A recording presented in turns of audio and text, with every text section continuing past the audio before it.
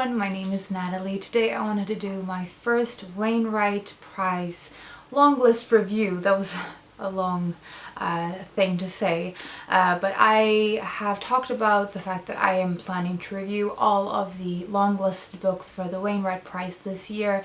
I will link the announcement video in which I talk about the entire long list and some general things about it in the description and in the cards. Today I'm going to be reviewing How to Catch a Mole and Find Yourself in Nature by Mark Hamer, which is published by Harvelzekker. So this book is written by a mole catcher, and mole catcher is basically someone who takes care of moles, and that mostly means killing them. So this book looks at his work and his profession and really the kind of traditional craftsmanship that it requires this kind of job, but it looks at also the way that Mark Hamer's feelings about mole catching has changed over time, nature observations in relation to his job. He talks about his homelessness when he was young. He combines his own personal stories and memories and observations with natural history about the moles themselves.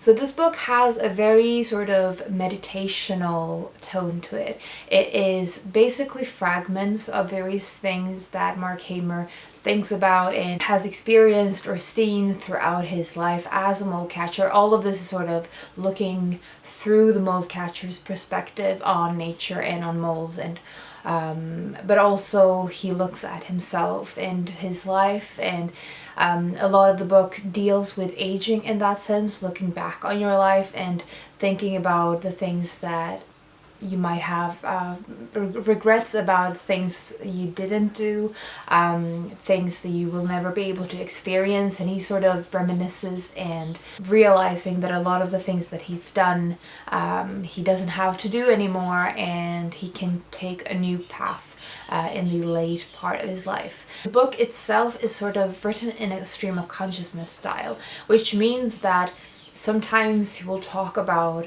a particular memory of a mole catching moment, or talking about a particular moment in his life and then move on to something completely different. One thing leads to another and leads to another, and it doesn't really have a clear structure in that sense. And the good thing about that is that it's very unassuming and very undressed. You're invited to a quite private moment when he's looking back on his life memories and how he relates to them. It feels quite private, and because of that it feels like a very unusual thing to be able to see into a person this deeply. The downside to the stream of consciousness style is that there is the lack of structure, which makes it harder to get further into any kind of theme or discussion, really. He talks about various things that relate to nature or mole catching.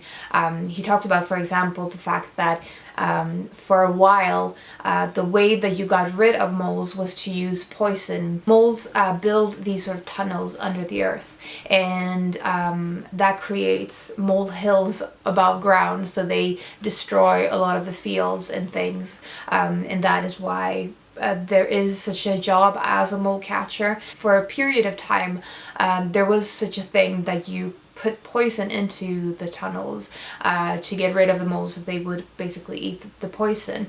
But it had such negative effects that was banned, and so the mole catching again became a trade.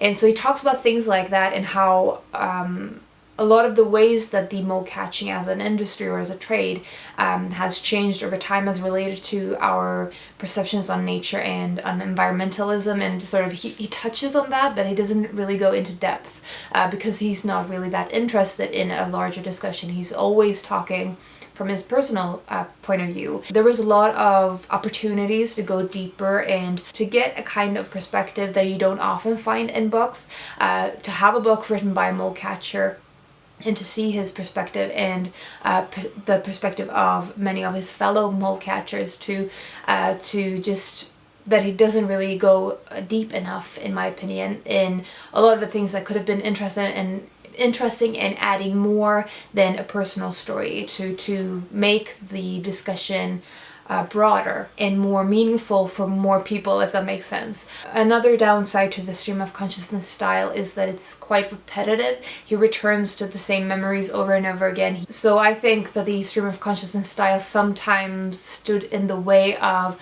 a stronger structure and a deeper discussion, but also that it's sometimes repetitive because of the style, and that obviously takes away something from the book as a reading experience. The other thing is that this book is described, at least the synopsis that I'd read, is described as him coming to terms with his mole catching and sort of changing his perceptions on it.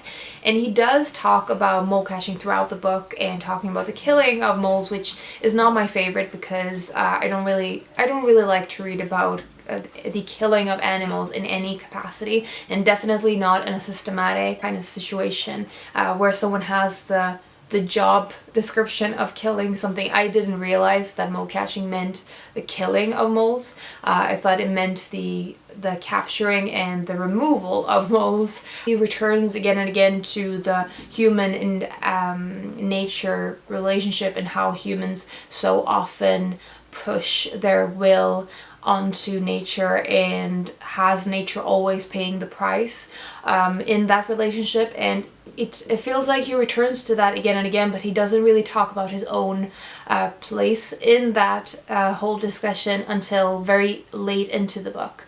How he now, looking back, has a hard time justifying all of the killing that he's done of moles, and that there isn't really a need to kill them. I just wish that that was a bigger part of the book, that there was more of a critical discussion on how this craft has issues, particularly in connection to the human wish to control nature, because he does talk about that in relation to gardening as well. The fact that what we perceive as beautiful gardens usually means very controlled spaces. So I guess I just wish that there was more of a clear theme to that implication of the job and what it says about humans' relationship with nature in a larger sense. Overall, this is quite a beautiful book for what it is. It is beautifully illustrated as well by Joe McLaren.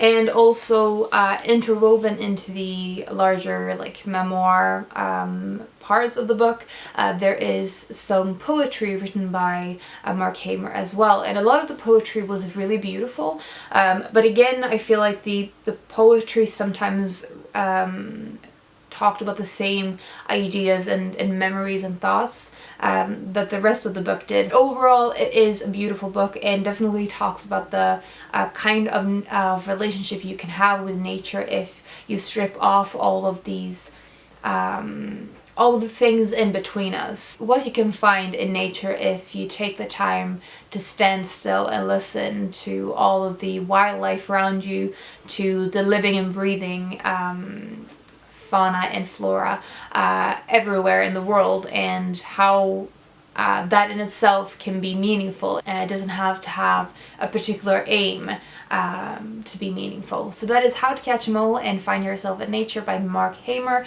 If you've read this book, I would love to hear your thoughts about it, and I hope you've enjoyed this review. I will talk to you soon.